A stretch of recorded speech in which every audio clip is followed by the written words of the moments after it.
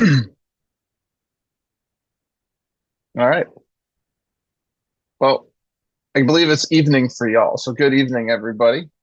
My name is Devin. I am an alcoholic.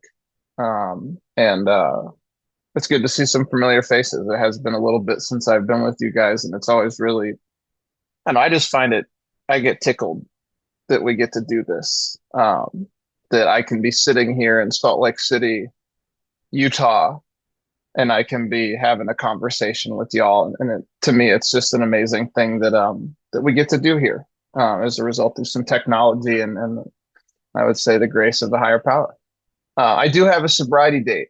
It's important. I was told that it's really good to have a sobriety date. My sobriety date happens to be August 28th of 2011, which means in about just under 2 weeks, I will be celebrating 13 years of continuous sobriety, which I find totally insane. And the good news, for those of you that are going to be here for the next three of these sessions, is I am like severely the junior member here. So we have a couple of my friends that are going to be coming in that just have, you know, twice to, if not three times and four times as much sober or sobriety as I have. And I really believe that that's going to be special to get a chance to hear from them, because when we start talking about a topic like emotional sobriety, it can get a little like, what do you mean? And really, I think what it boils down to is having a consideration of how do we actually live in the world, this 12-step way of life, and the journey that we have to take as we start having life happen, because life is messy and life is not something that I can control. Before I jump into all that, though, I do have a home group. If you find yourself in Brooklyn, New York ever, my home group is called No Serenity Till Brooklyn. And we have 4 meetings a week. So hopefully, if you ever make it out here, we could meet up and I'd be able to take you to one of them. I think it's one of the best meetings that I've found in New York City. We have a lot of young people. It's a vibrant meeting, and there's a lot of people that really actually want to live this program, which for me is exciting. It's one of the reasons why I've been there for over 9 years. But most importantly, I'm a member of Alcoholics Anonymous, and I really quickly want to tell you how I became a member of Alcoholics Anonymous, because I think that's super important. And alcohol always had a really interesting place in my life from the first time I drank. I started drinking at 12 or 13, and I've never drank socially. I drank to get drunk. I drank because alcohol seemed to allow me to do things that I couldn't do sober. It allowed me to feel a way that I couldn't feel sober. It gave me this whole different experience of reality. And from the very first time when I felt alcohol getting into my system, and I started to get that feeling of being comfortable in my own skin, I mean, it was very clear to me that I was going to try to do this as often as possible. And you know, I didn't know what alcoholism was. I didn't have alcoholic parents or alcoholics in the family. I wasn't seeing that type of behavior. And so I never really knew. All I knew was I hung out with a couple of other kids, and they seemed to want to drink as often and as much as I wanted to drink. And so it seemed kind of normal, like little, young kid stuff, just hanging out and drinking. And but shortly into that, it became a whole different experience. I ended up, my friend once said it, that I'm an alcoholic, but I'm not a specialist. And, I'm an adventurous person. And so a bunch of other things showed up in my life, and I pretty much said yes to everything. And that found me winding up in a treatment center by the time I was 18. There was some undercover narcotics officers and a phone call to my mom on Mother's Day that kind of helped grease the wheel for me to end up in a treatment center. And at 18, I did not want to get sober. I had no intention of getting sober, but what I did was I went to this treatment center, and AA showed up. And so I got exposed to Alcoholics Anonymous when I was 18 years old in this treatment center, because members of Alcoholics Anonymous were doing their job, so to speak. And they were taking the meeting and taking time out of their lives to come in and talk to the kids that were locked up in this 28-day program. And I found out that in order for me to go to the college and the school that I had gotten a little bit of a scholarship to go to and live the life that I wanted to live, that I was going to have to figure out how to play the game of being in treatment. And so I went to a bunch of AA meetings. I did steps. I had a sponsor. But I literally, when I look back on it today, I realized that I didn't actually even qualify for AA membership. When you look at the preamble, it says the only requirement for AA membership is a desire to stop drinking. And at 18 years old, I didn't have that desire. I had a desire for everybody to leave me alone. I had a desire to go back to my life so I could keep drinking, because the idea of me living sober just seemed so ridiculous. Um, and so that was kind of the plan. And for 90 days or so, for 3 months, I was able to have, abstinence. And then I got uh, away from the family. I got onto the East Coast from the middle of the country over here, and they left to go back to the middle of the country. And I took a drink that night. And for the next 6 years, I barely drew a sober breath.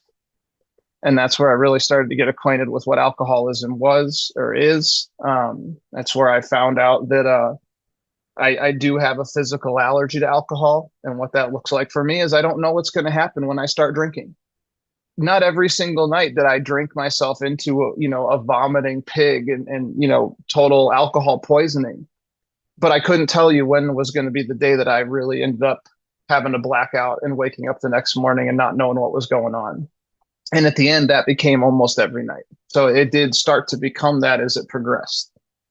And the other thing I can tell you is I understand this idea that true powerlessness does not just mean that once alcohol enters my system, I have a problem, but to really be powerless over alcohol, I found it was absolutely impossible for me to leave alcohol alone. I've made many decisions over the course of my time before coming to AA, for real, and every time I made a decision to try to change my relationship to alcohol, at some point my mind would undo that decision, and I would take a drink again. And then once I started drinking, because I have this thing where I don't know what's going to happen, I would just go on these sprees. And so that went around in that in that circle for a chunk of years, which is for a lot of people isn't that long. And I'm really grateful, because today I've been given a whole different experience of life. But for me, where I ended up was I was waking up every morning wondering if today was the day I was going to take my own life. Because at the end for me, it was very bleak and it was very dark. Alcohol wasn't giving me the relief that I had gotten in the beginning. It had stopped producing that euphoric feeling that I would get. What the feeling that I was getting was for maybe, I don't know, 10 minutes at best. I would get a little bit of the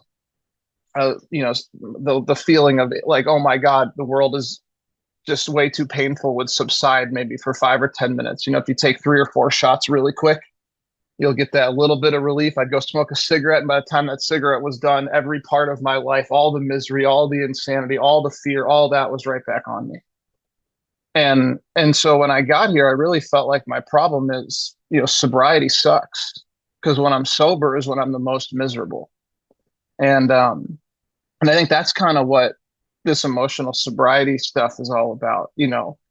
If you get into AA, and you start actually wanting to get sober, you might have the experience I had, which is I came to AA for about 3 months.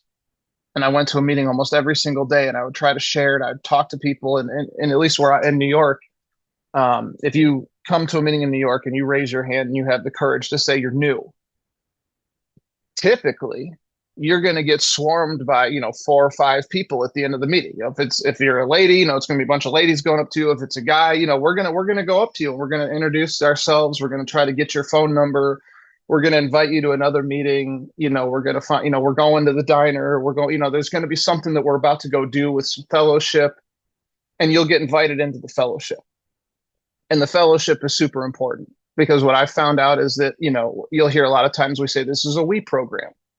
I need a community of people that are also working and living this program. I need that. I need a home group, and I need to be doing service, and I need to be surrounded by some other people in my life that have a desire to stay sober and work this program. It inspires me to keep going, and it gives me some really good perspective when I'm in the middle of my life and I call my buddy down in Texas or my friends from my home group, and I just run my great big idea by them, and they laugh in my face, and we kind of have a laugh at how silly my mind can still be even at 13 years of sobriety. And so I really need that fellowship. But what I can tell you is the fellowship did not allow me to stay sober on its own. And for about 3 months, I came to meetings, and I really wanted to get sober for the first time in my life, and I just found I couldn't get sober. And I would leave the meeting and I would drink, sometimes angrily at the people in AA, or angry at myself, or angry at the world. Sometimes I would get 3 or 4 days sober, and then it would, I don't know if you ever, for those of you that are new, this might you still resonate, but getting 3 or 4 days sober felt like an eternity. And I remember, I mean, it would be like I went to a meeting on Monday, and by Thursday night, I would be like, I've done so much with myself this week. We deserve a drink, because look at all the stuff we just did. I mean, it would just feel like those 3 days from Monday to Wednesday. It was this amazing amount of time, and we got all these things done. And so, pat myself on the back. Let's go have a drink. We must have made a mistake, and so that was the thing. And for 3 months, I found that I couldn't not drink. And I woke up on August 28th of 2011 broken. And I hope, if you guys are here, I hope you know what I mean by broken. What I mean by broken is I had no idea how I was ever going to live in this world, and so I really was on the verge of, maybe I just get out of here. But I ended up in an AA meeting again. And for whatever reason, at the end of that meeting, my hand went up and they called on me. And what I heard myself tell this room full of effectively strangers was, I said, I'm screwed and I don't know what to do. It was a little more colorful than that, but you can figure it out. I'm effed. I don't know what to do. But if I'm not surrounded by you people or at another one of these meetings, I will be drunk and high later. It's going to happen. It's been happening every single night. And when we closed the meeting, we said the Serenity prayer, which we opened this meeting with. And when we try to pray together on virtually, it's kind of like we're all falling down the stairs. Nobody, like the latency, we can't pray together. But when you're in person, you're like holding hands. Everybody was like praying in unison. And I had this feeling of like, I'm saying these words, but I felt like I was in the prayer. And I got that little tingle of the chills down your spine feeling. I hope some of you guys know that feeling too. To me, that was the message of like, this is for you. That's how I took that. Like, whatever is going on right here, right now, in this thing called Alcoholics Anonymous, this is for you. This is where you belong. This is exactly what a person like you is supposed to be doing. Come to this program and do this. And that was the day that I really believe I was surrendered. I haven't had a drink since that day. I don't know how that's possible, other than to come to the understanding that God is. AA works. This program really does work if you have alcoholism.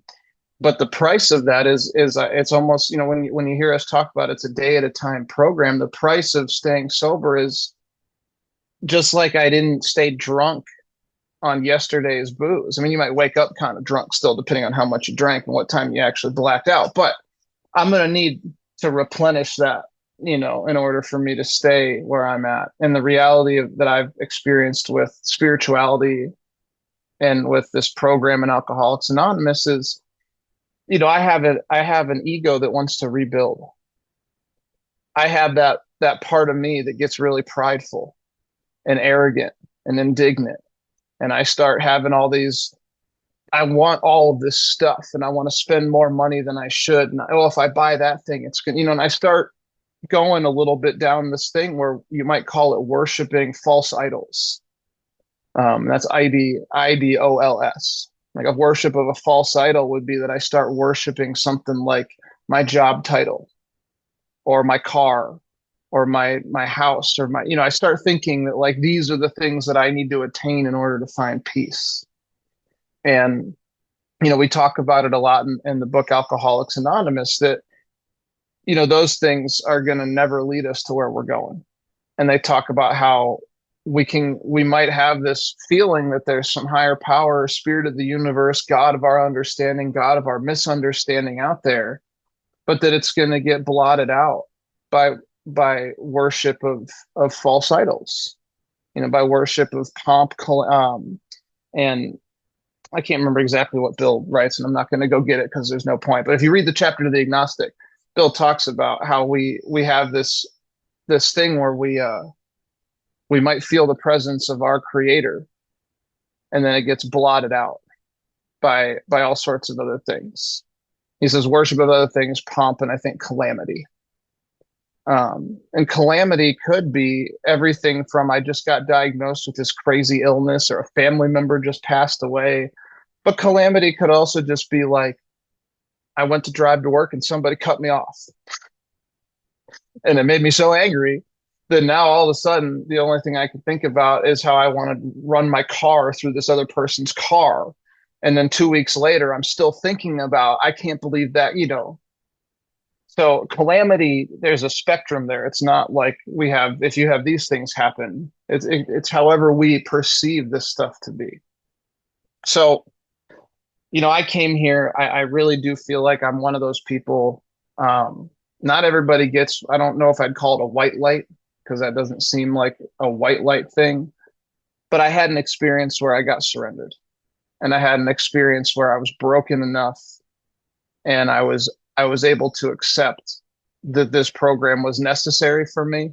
I was given the grace to run after it and get curious. And that's, I think, one of the greatest gifts that I've gotten has been a curiosity towards spiritual growth, a curiosity towards Alcoholics Anonymous, the history.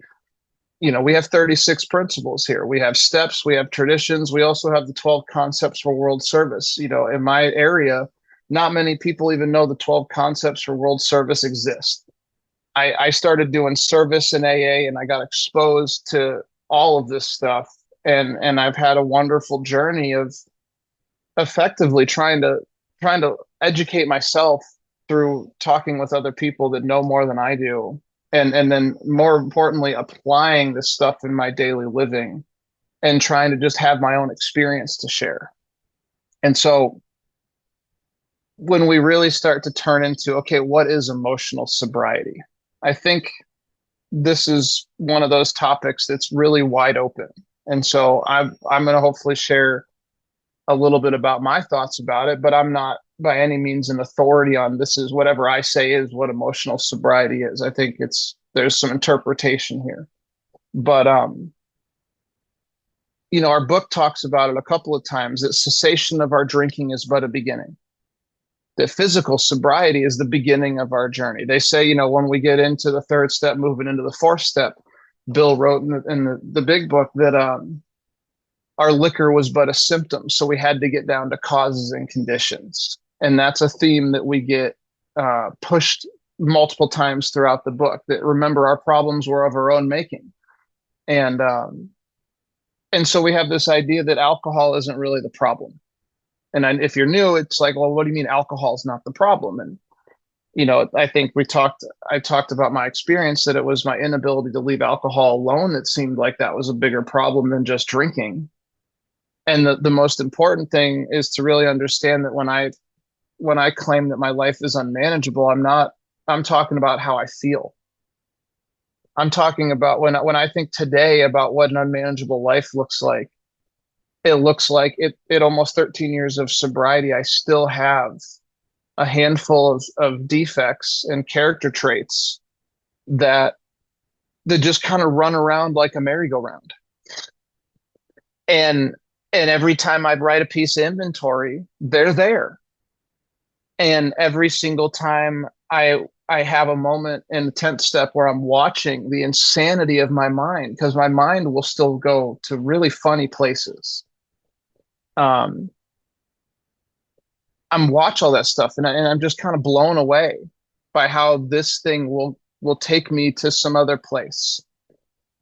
What I can share today is through the practice of trying to have some awareness around the reality that that I need, that God will work on all this stuff, number one. But two, the practice of watching and like utilizing this program through my daily living.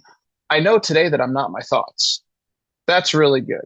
That was a huge thing that I learned Was reading some outside literature, reading some people that had some other perspectives, and they just said, look, you're not your thoughts. You know, if you're able to really get a 10th step practice, our 10th step suggests that we are supposed to watch. And I just read a book. It was written by the authors were unnamed members of Alcoholics Anonymous or something. Like they didn't put their name on it. It was a couple of people put together a little pamphlet on the 10th, 11th, and 12th step. And it's a little green book and it's really thin. And it was called Unusual or Unpopular Practices in the Last Three Steps. And when they go about talking about step 10, they really drill down on this idea where it says continue to watch for selfishness, dishonesty, resentment, and fear. That's like on page 84 in the book Alcoholics Anonymous, where most of us would say these are the 10th step directions. They tell us to watch. And what I've had this experience of for a while now is really trying to get into the what is it, where is my mind going? And where does that lead me? Because the reality is, just that because I'm not drinking does not mean that life is always going to work out how I want. In fact, the promise that we get around our third step is if we keep close to God and do as God would have us do, we will be provided what we needed, not what I wanted. And so sometimes that can be a really hard pill to swallow because I will get really, really focused on what I want. And I come to think that that's pretty normal. I don't think there's anything wrong with that. I think this is part of just being a person with a conscious mind and having consciousness that I get plagued with these seeds of desire. And sometimes they can be really useful. You know, in the last couple of years, I've had a desire to start taking care of my body and really, you know, I realized that working the 12 steps and being a member of AA really got my mind quiet. I found sanity because I was taking care of addressing the state of my spirit and my heart. And the 12 steps really did a great job working on the mind and the spirit, but I wasn't really doing anything to put back into my body. So recently, you know, some of the obsessed thinking has been, I want to really start taking care of my body. Now that's been wonderful. You know, I started really enjoying taking a couple of mornings and going and working out. And I started enjoying the working out that I'm doing. And then all of a sudden, after a little bit of time of doing that, you know, you get in and you're like, wow, I'm starting to look different. I'm starting to feel different. But I have a mind that will want to overdo all that stuff. So I starting to look a little better. And now my mind is like, oh, well, maybe you should eat less. And, you know, and it's like I start going too far. And, but I've learned today that I think that's just part of it. So I try to just watch the insanity of my thoughts sometimes. And, you know, for that one, it's like, what I really just want to be able to do is be healthy, feel good in my own body, and be able to go about my life and not be like experiencing physical pain if I'm able to. And that's important to me. But that obsession is not nearly detrimental. Now, other people, well, not even other people. Let's talk about, there's a lot of us, our guys here. You know, a big one for us is lust. Well, lust is one of those where, you know, we look around, we have eyes. There might be a lot of things that we're attracted to. And, you know, I'm married. I have a relationship today. I've been in a relationship for over 10 years. And it's wonderful. And I love my wife. And I had written the most recent fear inventory. I had written things down like I was afraid I might, you know, be unfaithful in my marriage, you know, and I had these fears about, oh my God, I might do something that I'm going to regret because I have this lust and I have this mind that will start going nuts with some of that stuff. And, you know, and so I'm bringing up a couple of different examples of like how in sobriety, I really have a need to continue to take a look at what's going on within me because these things will all just start. I would say the biggest one for me would be my pride. Whenever I write a piece of inventory, it's my pride. And that shows up in a bunch of different ways. Number one, it shows up in what I call self-righteousness. And what I mean by self-righteousness is I'm right and you're wrong. And if I'm right and you're wrong, then I can start excusing all kinds of behavior that I'm doing because I'm right and you're wrong. And you need to like be told that you're wrong. You need to be educated in how wrong you are. And you need to also understand how right I am, you know? And then what'll happen to me is that'll open up this thing that I call indignation, which is when you don't respond how I think you should because you're wrong and I'm right. Well, then I get offended and I get angry and I get indignant because you're not responding how you're supposed to. And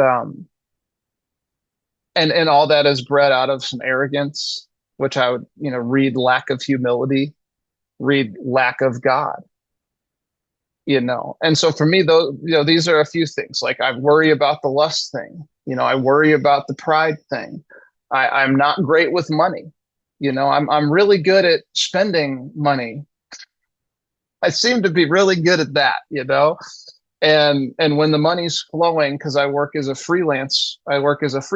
So it's like I don't have a set salary where I could do some budgeting and be a little more methodical. When the money starts flowing, it's like, cool. I can buy that really expensive thing because like we're making all this money. And then there'll be like a period where I'm like, I don't have any work. Why did I spend that $1,500 on all that? It's like, and so I bring all these things forward because to me, this has been my journey. What does it look like to try, to have some emotional sobriety? Well, for me, what it looks like is I watch for all these things. I try to laugh today at them. I don't punish myself for this stuff. I used to think I was failing in AA because I was struggling with some of these pulls of my being that because I still felt and would get angry and arrogant and prideful, because I would still struggle with, living in New York City in the summer. I will just say that there's a lot of people. There's a lot of beautiful people and it gets hot and they don't want to wear a lot of clothes.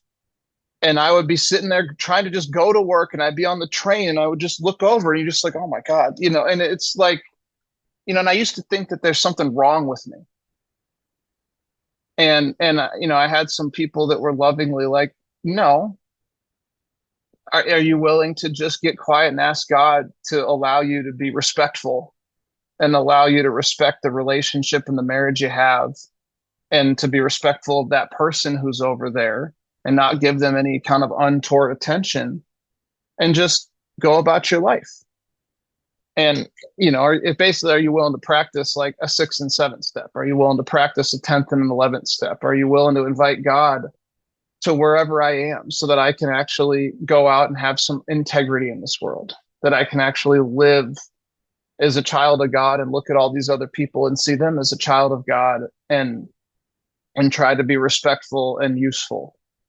And I think one of the amazing things that's happened as a result of AA specifically is that like I came here and I'll just to say it bluntly, like when I wrote the inventory on my past relationships, a lot of people call it the sex inventory. It's really a conduct inventory about how I treated people. It became apparent to me that I didn't see women as people. And what I mean by that is the actions that I took and the behavior that I took, had someone else done that to somebody that I cared about, I would have had a big problem with it.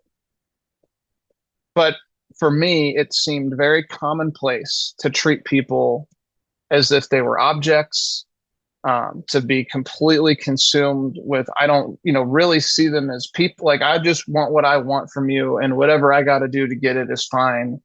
And afterwards, if you wanted something else other than this, well, I'm sorry that you got that signal, and I would discard people. And I ultimately, I was not good with like going to doctors and hygiene and getting tests or any of that stuff. So I really had no idea I could have caused a lot of damage to a lot of people. And luckily, um, on a physical health side of things, that wasn't the case. But I was really worried about that when I got sober. I really was kind of like that belly fear when there's that like ball that drops to the bottom of your stomach fear. Was worried that I was going to make a bunch of calls and tell some people I might have altered the course of their lives because of my own selfishness and my own dishonesty.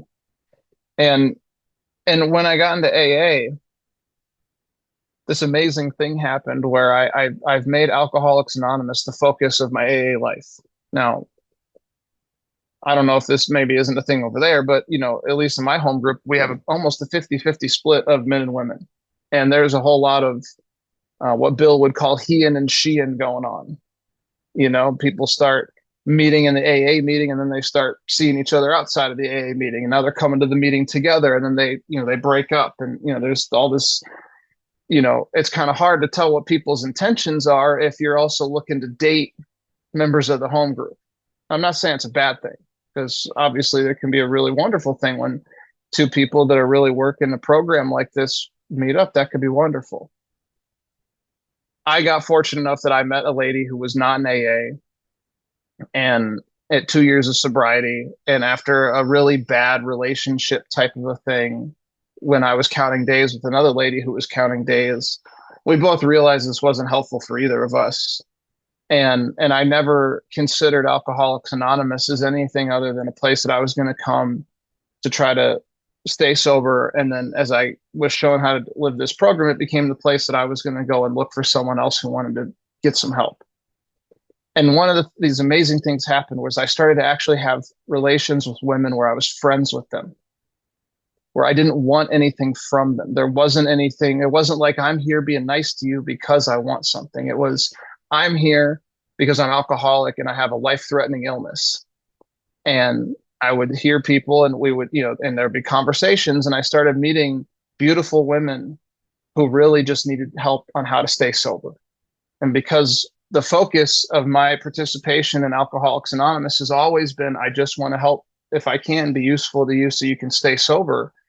I started having this opportunity to have friendships with women, which was something I'd never really had.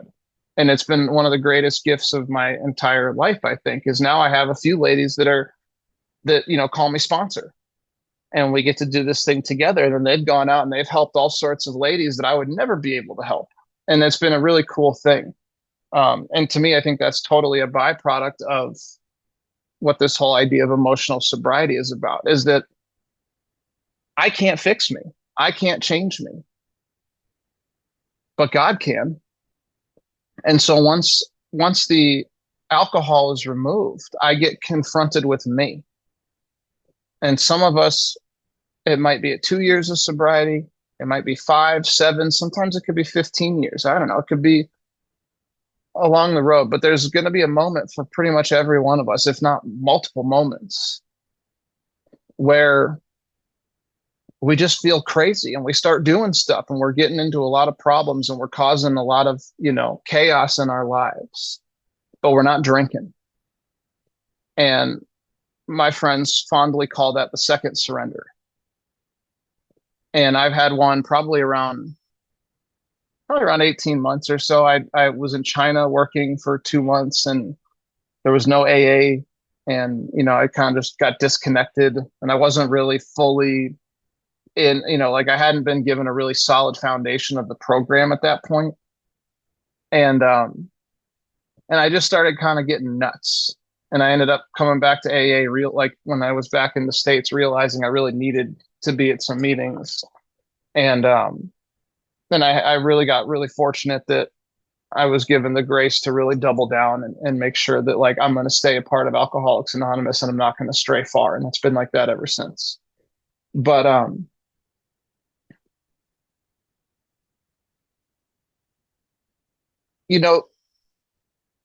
Bill writes many times that this is a way of life. And so what I want to maybe take the last bit of this to talk about is how does this function as a way of life? For those of you that are new, if you've never written a fourth step and you've never written any inventory, what I can tell you is that the inventory process as I see it, is a process of self-examination, and it's really a process of self-love. I did not understand. I was talking about lust and irresponsibility and um, using people and the always wanting to buy a bunch of stuff, like all these things that will show up in my thing, and then the pride and the righteousness and the arrogance and all that. When I got here and I hadn't written inventory, I just felt like insane. And I had no understanding of why I felt insane. I didn't know. I always felt totally messed up. So there's inventory business. And if you're new, to write a fourth step and to share that, for me, that was like the first moment where I started to understand me. And what I mean by that was I started to understand that there's a bunch of different people that have done a bunch of different things. But when I felt a certain way on the inside as a result of my perception of how these things impacted my life, my reactions were the same almost every time. To me, that was the big lesson that our inventory process gave me. It doesn't matter who's done what to me. What matters is that my reactions are almost always the same. And underneath most of the anger, well, every single piece of resentment I've ever had, there's fear that, I'm not going to get something I think I need. I'm going to lose something I already have. You're not going to like me. I'm going to get, uh, you know, embarrassed. I'm going to get shunned. I'll be a loser. I'll be a failure. I'll be alone. Underneath every single time I get angry, there's someone, it feels like one of those buttons got pushed. So number one, when I talk about it with other people, I find that almost everybody I've ever met in AA feels all that stuff too. That it's not like this unique cocktail that's just to me. Um, and so there's a part of this thing when we write it, we're so scared to go talk about it. But if we're willing to write this stuff down and start talking about it, number one, you'll probably find someone on the other end who understands. You're going to find someone who's going to be not really that impressed with all the stuff that you're, they're going to go, okay, yeah, I did that too. And, but the awareness that we can gain from writing some inventory for me is what propels me into really having a 6-step experience. And what do I mean by a 6-step experience? The 6-step reads, we're entirely ready to have God remove all these defects of character.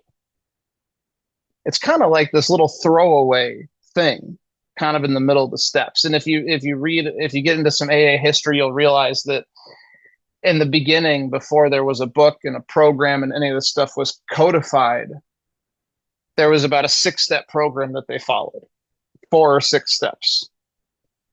And I have a 4th edition big book. I think it's page 273. What is it? Nope, 263. And my book on page 263, if you can see it, in a story called He Sold Himself Short, a guy actually wrote down what he had as the initial 6 steps at the time before the book was written. And what they was complete deflation, dependence and guidance from a higher power, moral inventory, confession, restitution, continue to work with other alcoholics. There was no, we're entirely ready to have these defects of character removed and humbly ask them to remove our shortcomings. 6 and 7 was kind of buried in there with the 4th and 5th step. And in this one, the confession and restitution, or the confession and the moral inventory step. So when Bill started trying to put a book together, this stuff got expanded a little bit. And if you read the big book, it's only 1 paragraph right at the end of the 5th step where Bill writes this little line about, we had to become entirely willing to have God remove all these defects of character, and when we're ready, and then he gives us this prayer. But to me, this has been the key to what does it really look like to try to have some emotional sobriety? What does it mean to be entirely willing to have God remove these defects of character? And the 12 and 12, the book that Bill wrote that got published in I think 1950 or 51, somewhere around there. The essay that he writes on the 6th step, I think, is one of the greatest pieces of writing we have. And what he talks about is that over our lives, we seem to be continuing to place demands upon the world around us to give us more than we are due. And sometimes that looks like I'm demanding more respect. You ever like really want people to give you a bunch of respect, but you haven't really put in the work to earn it? You ever want to get that promotion at the job, but you've kind of not really been doing a full day's work every day? You cut some corners, but I deserve that.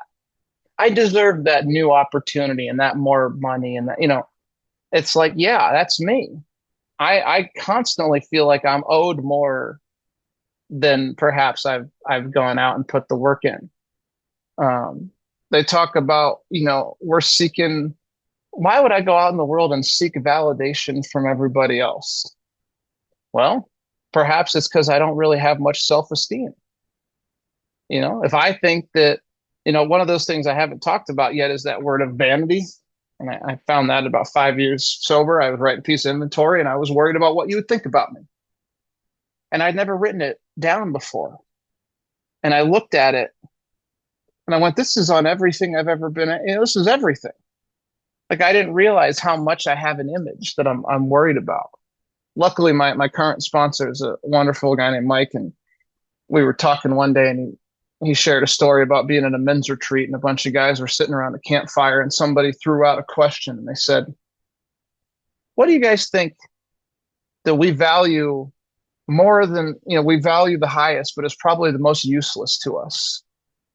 And after a bunch of conversation around the fire and talking, they all agreed on one thing: our image. It's the thing that we value the most, but actually is the most useless to us. How many times do I go out in the world and worry about what you're going to think about me? And as a result of me worrying about what you might think about me, I don't actually go out and live as I'm intended to live. I don't know. So Bill offers in that writing that we have these things. We have these demands. We get into I just call it getting into self-seeking. The real fourth step I wrote with a guy who showed me how to write out of the big book. We got through this fifth step, and what he said to me, and he might have said this to everybody because it sounds pretty good, but he said, I've heard hundreds of fifth steps in my 28 years of being in AA, and you might be the most self-seeking person I've ever come across. And it's like, maybe he said that to everybody. I don't know. But I mean, that's the kind of person I am, is that I have this thing where I'm constantly wanting something from the world. And I have all these demands that I place on the world. And the problem that I'll struggle with in this whole emotional sobriety thing is when the world just doesn't do what I think it's supposed to do, or it doesn't do what I know it should be doing. Now, in both of our countries, you could look at like something like how divided the people can be based on belief systems, whether it's religious stuff or political stuff or just any kinds of things. We'll all get to these things where like the world should be how I think it should be.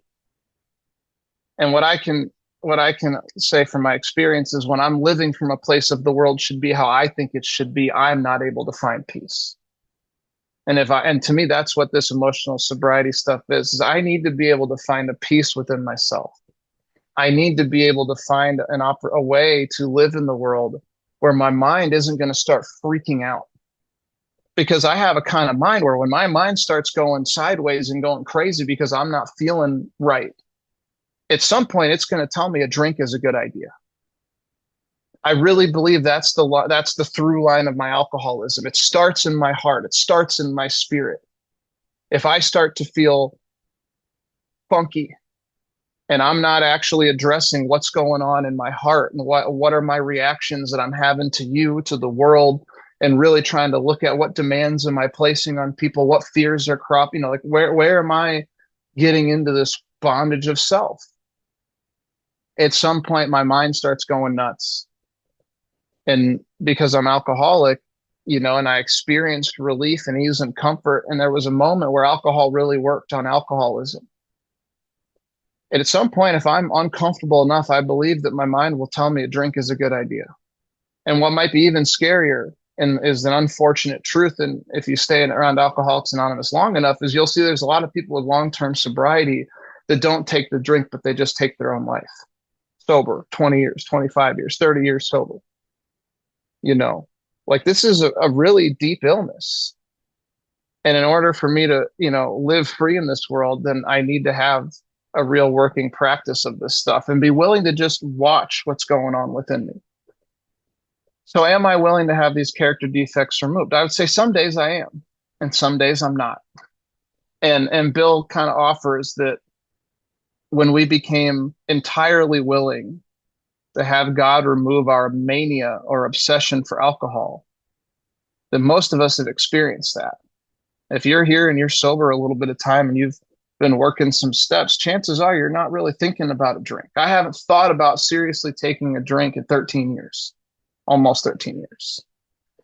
I mean, I've had moments where I was like, "Ooh, that's right," but I've never had like a real pull or an obsessed thought like what it used to be. And I didn't realize that until I'd been sober for a couple of years. It wasn't like apparent to me when I was a newcomer. Oh, the obsession got removed. Great.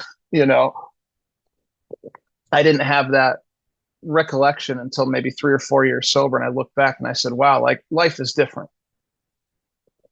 But he says, if we follow that as the logical conclusion, that if I'm entirely willing to have God remove my defects of character, then he will release me from them. He goes, then when we look at our lives and we realize we still have a lot of these defects,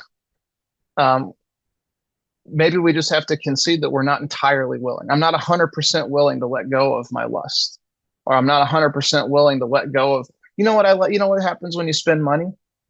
Feels good. I get new stuff. Isn't it fun to have new stuff? I love having new stuff.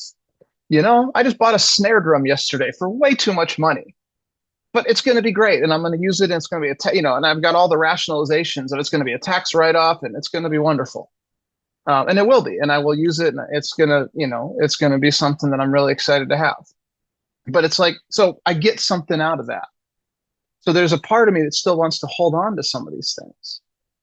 I still perceive that there's some kind of a benefit in my life to defending myself, to holding on to some image, whatever it is, to not being totally honest. And so I maybe still have some of that. And to me, the journey of the sixth step is the journey of every day. Am I willing to wake up and maybe try to become a little bit more willing to have God remove these things from me? Am I willing to get up every day and try to take stock of how I'm really treating myself and how, more importantly, how I'm treating all of you? I find that I treat myself pretty good if I'm treating you guys pretty good. If I'm able to have a level of acceptance of reality and walk into the world and I'm not really bothered, I have a pretty great day. But when I wake up and I get into traffic and you guys are driving too slow and I can't believe you are stopped. When you're in my way, and that's how I perceive everybody else is in my way, that's probably going to be not the greatest day. It's probably going to be really loud up here. And to me, the journey is like every day I have an opportunity, I believe, to wake up and actually get quiet and ask my God for help. And try to go out and say, can I live with some authenticity? Can I live with some humility? Can I live today in the essence of the third step, which is that I'm not God, I'm the drunk. And can I try to approach life from that place where I'm here to be a servant of this power, that I'm here to try to be the channel, that I'm here to try to see if I can figure out how to help somebody else today. And the paradox of all that is when I'm living in that place, then I really have been given what I would call emotional sobriety. And I've had periods of years where I've been in what feels like, as we call it, the stream of life. And I've had a lot of happy, joyous, and free moments in the 13 years that I've been here. And then I've had moments like when the pandemic hit and everything got shut down, my entire life was stopped. And my career as a professional musician, performing as a performer, I have to be out in the world. I need people. I need a stage. I need, all that was just game over, and that hurt. And I really was going nuts for a little bit. And I had to write a lot of inventory. And I ended up in a job where I was getting paid kind of minimum wage, and I was really questioning everything in my life. And I remember calling my friend Judy, who's been sober a long time, and I said, Judy, have you ever had a moment where you're doing everything in AA? Like you're sponsoring people, you're praying, you're meditating, your inventory's happening, you're doing this whole program and you still feel broken. And she got quiet for a moment, and her response was so simple. She goes, I think we feel broken because we are. And that's kind of the point. Am I willing to accept that I'm an imperfect person, that I am broken in some ways, that I need God's help, that I am not self-sufficient? And to me, the days that I can really accept that, the days that I can accept that I need to have God's help, that I need to live a life that is devoted to how do I serve my creator? When I'm in that place, that's when I feel like I've got some emotional sobriety. That's when it doesn't matter how you're driving. It doesn't matter what you're doing. It doesn't matter if I'm on the subway listening to some whatever and someone comes up and asks me a question. Like, I have not bothered. But when I'm starting to think that I know what my life's supposed to be about and I have to get this and this is where I need to go, and when I'm in that place, what I call the bondage of self, then you guys are all just an inconvenience. And I will tell you, my experience is when you guys are an inconvenience, it makes my experience of life a lot worse. Um, you know, I hope this has made sense, because to me, it's always hard to try to talk about, like, how do I apply this stuff in a day of my life? But the main thing for me is encapsulated in this one little sentence on page 85. And I've never found any wiggle room. I'm a big fan. I had some of the people that helped me out the most. They said, look, go read the book and question it. Put it to the test. Don't just take what it says and believe it. Like, try it out, put it to the test. And this line in here for me, I've looked at it a lot, and it's very simple. And as I said, I don't find that there's any wiggle room. And what the line here says is, every day is a day when we must carry the vision of God's will into all of our activities. I can't find any wiggle room in that sentence. I mean, I remember having the conversation every day. When's every day? Does that include my birthday? What about major holidays? I guess every day is every day. We talk about, it's a suggested program. Well, this says every day is a day where I must carry the vision of God's will into all my activities. There's a must in there. Must is pretty clear. And all of my activities. Does that include, hanging out at the end of the night, watching TV with my wife? Yeah. What is all? I guess all is all. So to me, this is perfection. And if I go back to that 6-step thing that Bill wrote in the 12 and 12, where he says, look, we want to raise our eyes toward perfection, even though we know we're not going to get there. So to me, that's the guide. To actually live a life where I'm living a real sober life. Every single day, I should try to be bringing in the vision of God's will into all of my activities. And where I start to come into problems with that is I start to think that I know what God's will for me is, which is one of the other great paradoxes, and something that I've had to watch out for. And that's been, Bill even warned us about this, that the main problem that we've got is that we try to pray to God to get God to do what we think should be happening, rather than trying to align what we need to be doing with what God would have us do. And to me, this is the edge that we're on here.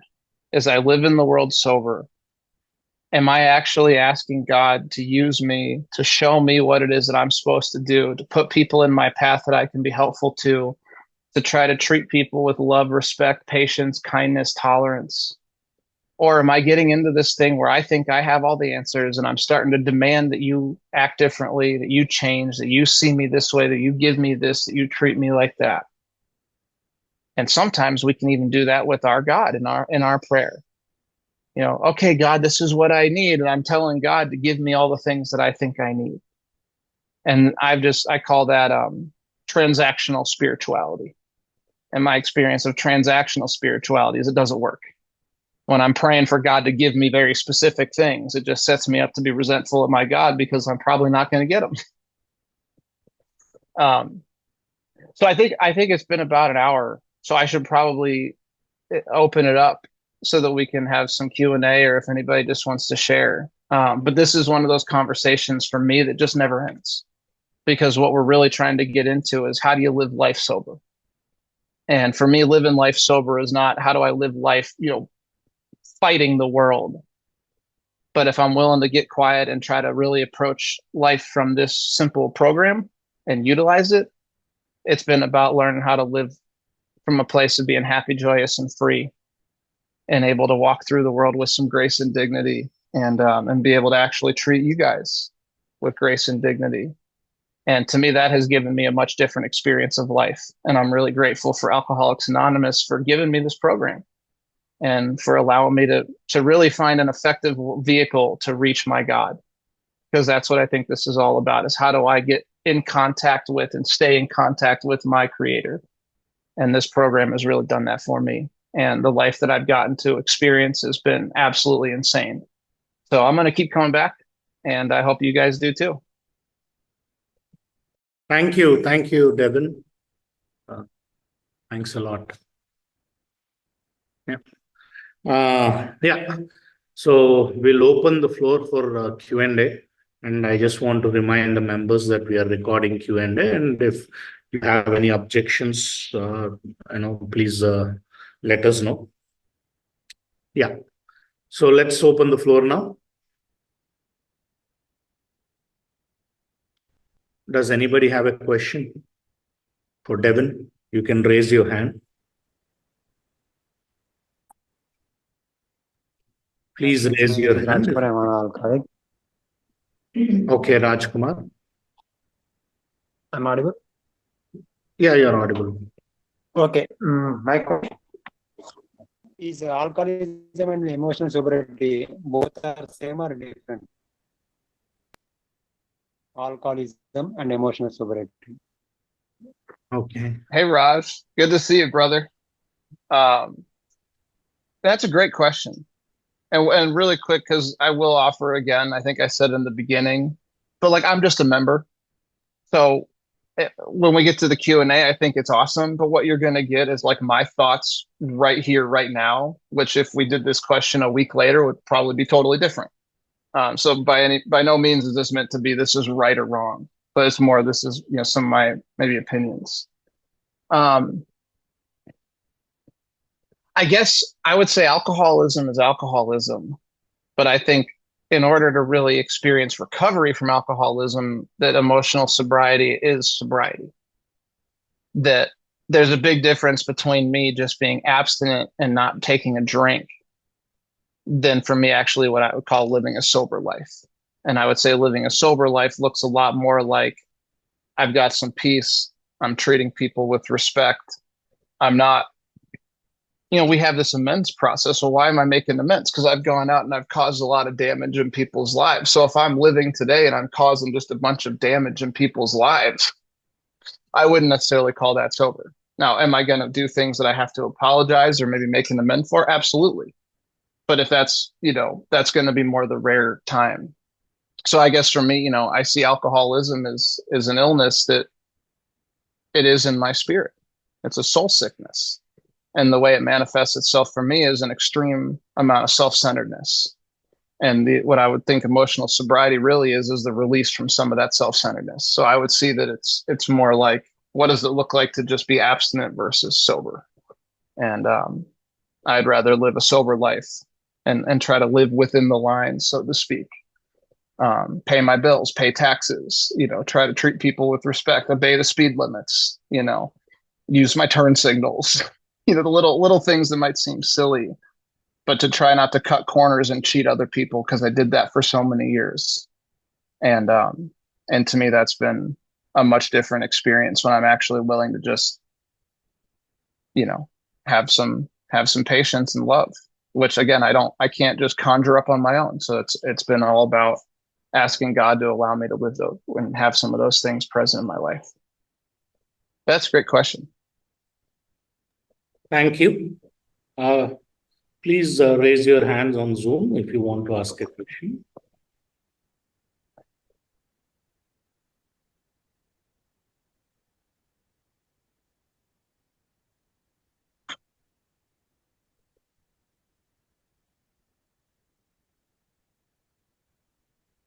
Karan, please go ahead. Yeah, thanks, Karthik. I'm an alcoholic. My name is Karan. Thank you so much, Devin, for what you shared. It really filled us with a lot of hope. My question is especially in personal relationships with people, you have different types of relationships. How has your journey been, through the years? Because I'm a person who it's really hard for me to connect, and AA is the place where I started learning that, developing the bond. Yeah. So how has it been for you? And there are many ups and downs in that, right? We figure things out. So, yeah.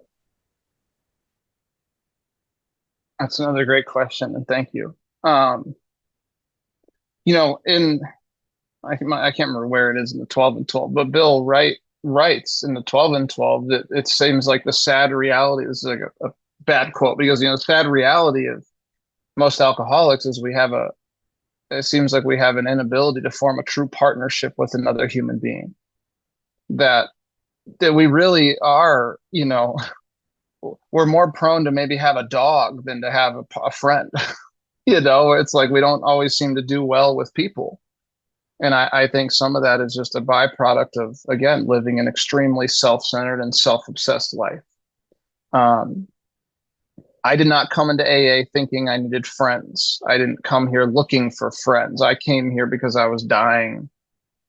And, when people wanted to give me their phone numbers, I was like, I'm good, But over time, what I found is I really, the relationships that I've come to cherish today are with the other people that I've met that are living this program at the same kind of activity and depth that I'm trying to.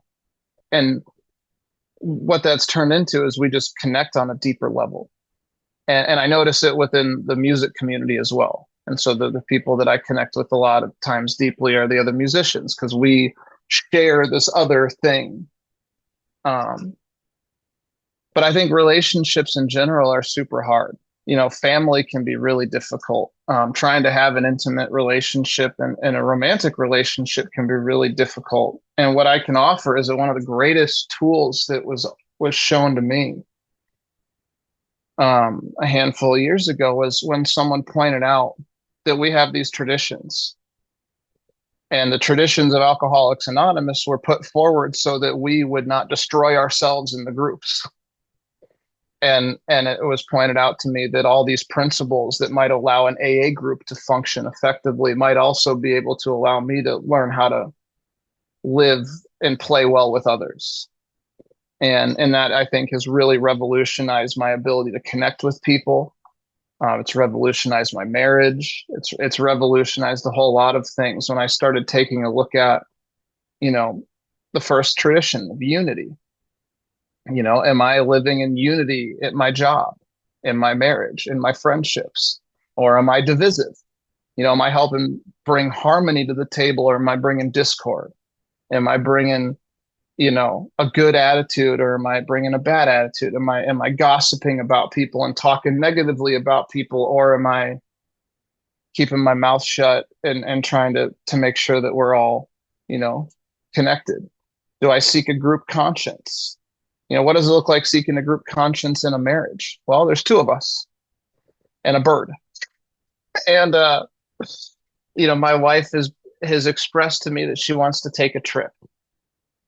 And she proposed, we could go Thursday, Friday, and Saturday. And I was like, what about, are we doing Thursday, Friday, Saturday? Are we doing, Friday, Saturday, Sunday? We had this little conversation. And then we started looking at like, well, what do you want to do?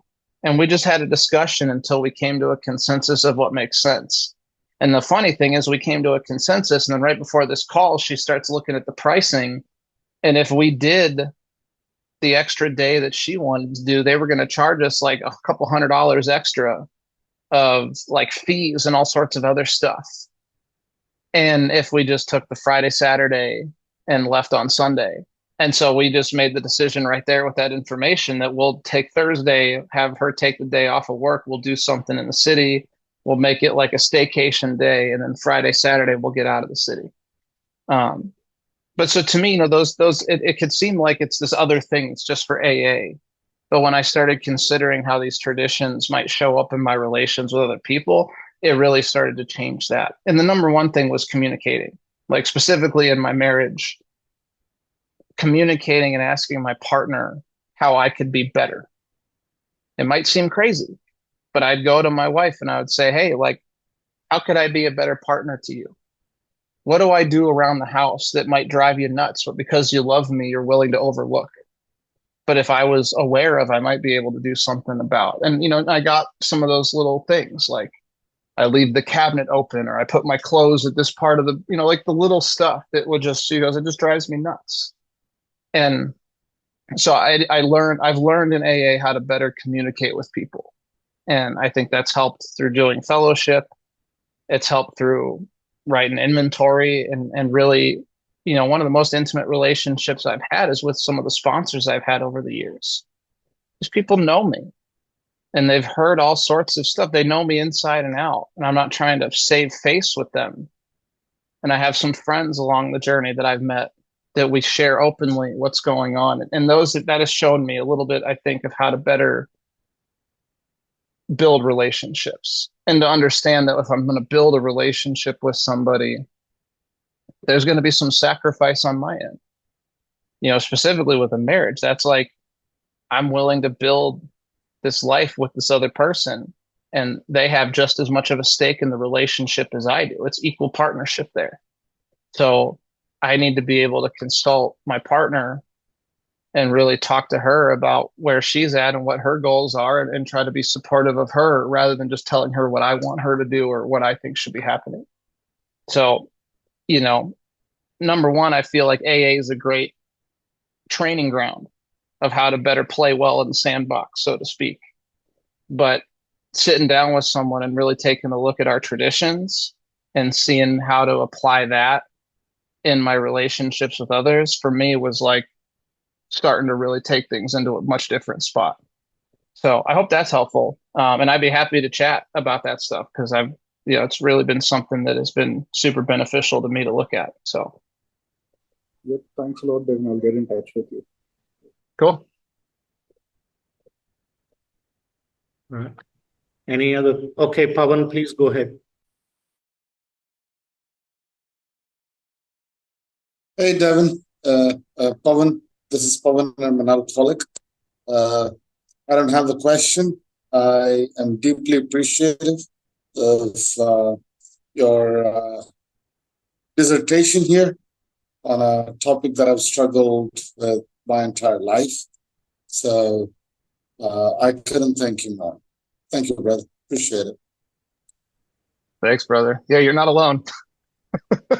We all struggle with how do I live life? I don't know. All right. Let's take another question. Any other questions? Questions, you can raise your hand to ask a question.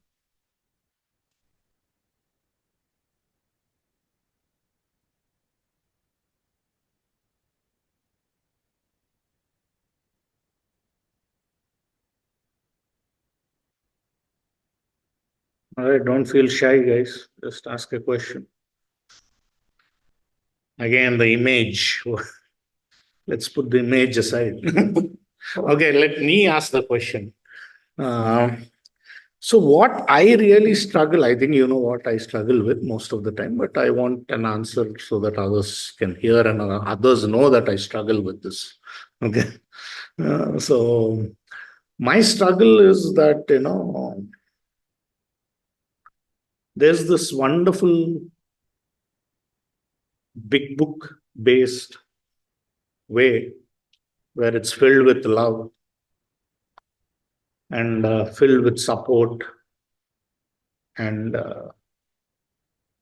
I also see that whoever follows this way is behaving way differently than who is not doing it this way. Okay, you know where I'm getting. So in the fellowship I am in, there is this divide, I think you know that, there was this, they kind of meet separately. We are not allowed in there, things like that. So it hurts the newcomers. It hurts me also, not so much today because I practice the program.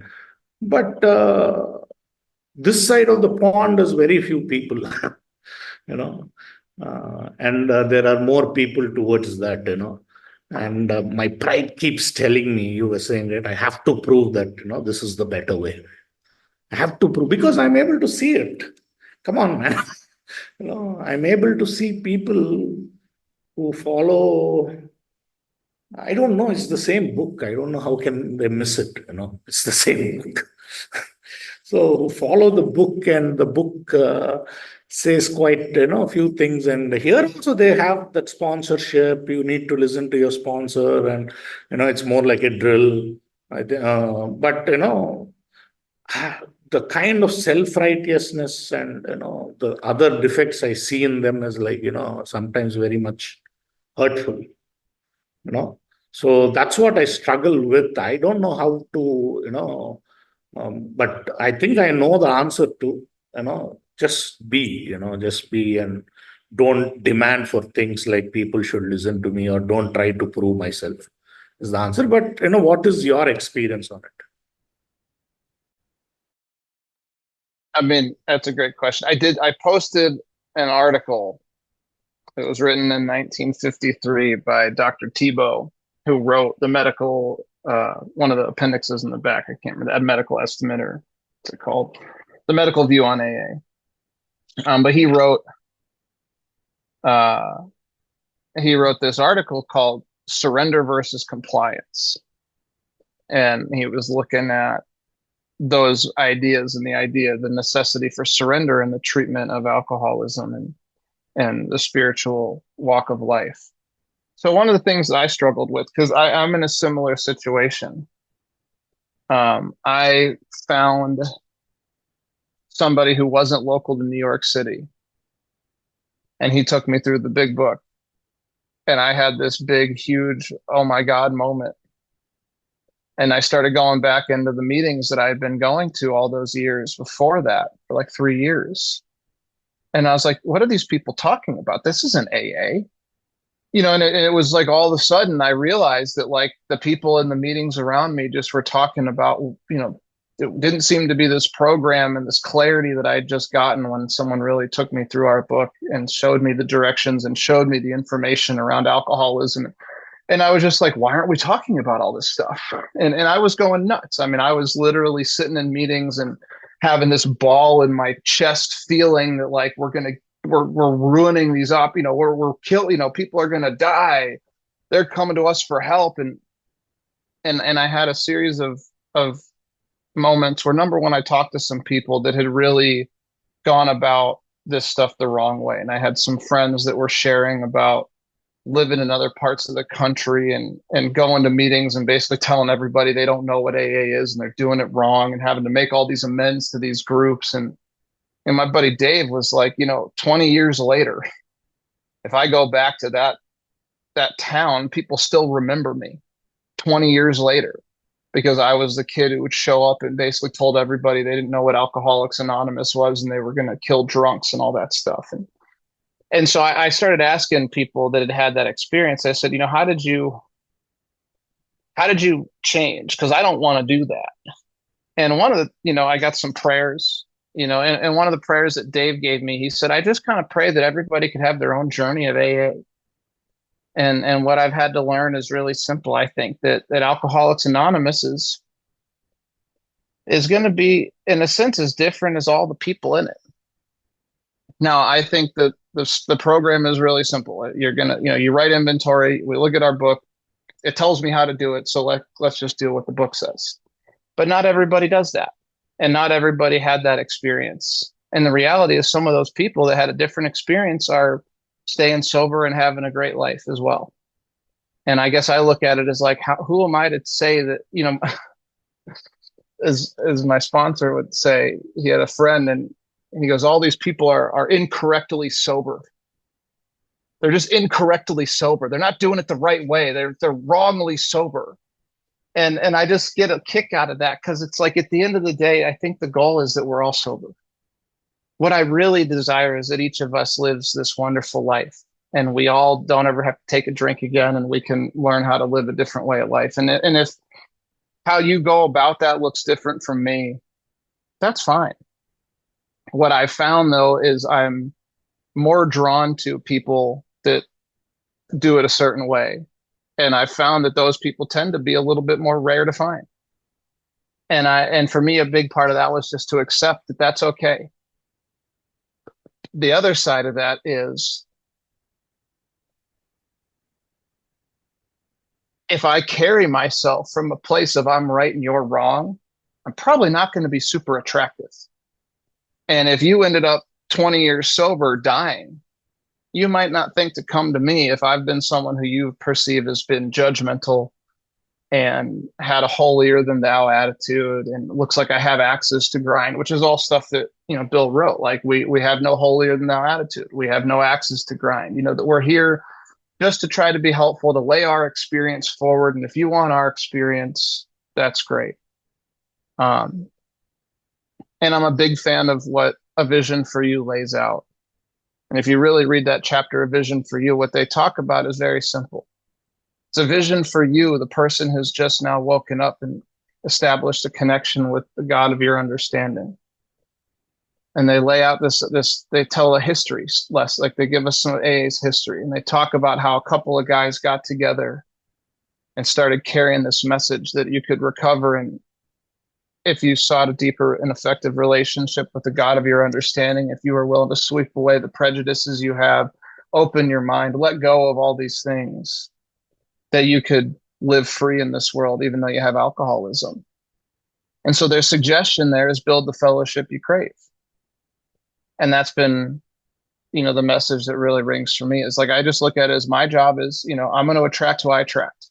I attracted you, but I may not have attracted anybody else that are doing it a different way. And that's totally fine. And I kind of believe that, again, I don't know what God's plan is. I'm not God. I don't know what the deal is, but I know that I've just been trying to play dumb, follow our literature, and do this program as it was shown to me. And what's happened is I've attracted people that are interested in that. And then over time, those people have become some of my really dear friends that mean so much to me and have given me an opportunity to live free and sober in this world. And so I'm grateful for that. And if you found a different way of going about it, it's working for you, like rock on. I think at the end of the day, my goal is I just want people to be sober and happy. And if you're sober and happy, like far be it from me. But it was a lot of years of prayer and a lot of years of me writing inventory on people in AA that were doing it wrong. We're incorrectly sober.